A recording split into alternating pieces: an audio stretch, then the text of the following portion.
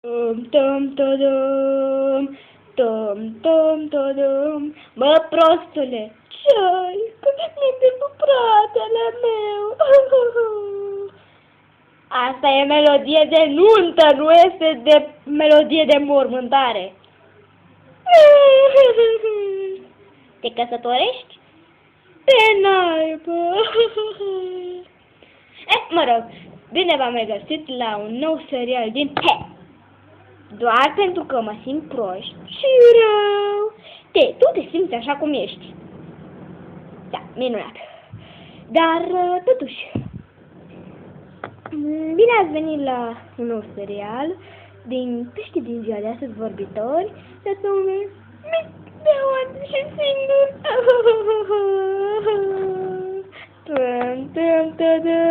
Ți-am zis, asta e melodia de nuntă, nu de înmormântare. Haide, pleacă de aici, că fac eu. Bine. Bine v-am regăsit la un nou serial din Pești din ziua de astăzi vorbitori. Vreau și eu să intru în acțiune. Ce are ăsta, micu? Ei bine, el este trist. Cum că nu are frate? Mă rog, te înveselește puțin dansul mustății? Nu. Dansul cozii? Nu. Să-ți bagi joc puțin de la marele? Să știi că te-am auzit. Nu vrei? Ce e cu tine? E doar un pește. Și tu ești doar un pește. Sunt fratii tu. Și el era fratii meu. Era doar... Nu, doar atât am. Răbia-te în fire! Bine. Și acum hai prezintă că m-am plictisit la culme. Bine v-am găsit. Am prezentat de 2 ori. Bine.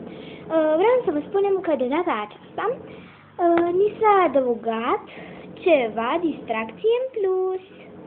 Ce nume? Ca de obicei, tu intri peste mine. Deci, ni s-a adăugat ceva distracție în plus. Un aparat de făcut pule! Yay! Și aerul nostru va fi mult mai curat. Yay! Dar zi și tu ceva amuzant acum.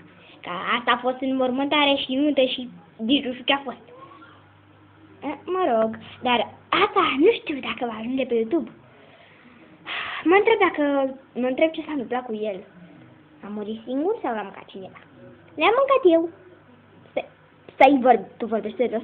Mă nu glumi cu așa ceva cu mine. Da, l-am mâncat eu. Criminalule! Ba, nu l-am mâncat. Sau l-am mâncat? Tum! Ca să aflați dacă l-am mâncat sau nu, reveniți la Pești din ziua de astăzi vorbitori. Din păcate, nu mai am așa de multă inspirație ce să zic. Mi-am zis majoritatea replicilor, așa că am plecat. Pa! Eu ziceam papa! Vrei tu să ai ultimul cuvânt tot timpul? Da, vreau! La comic ești. Hei, nu sunt mic, sunt doar mărunt. Haideți că așa o să se certe în afara camerelor de filmat. Pa, pa!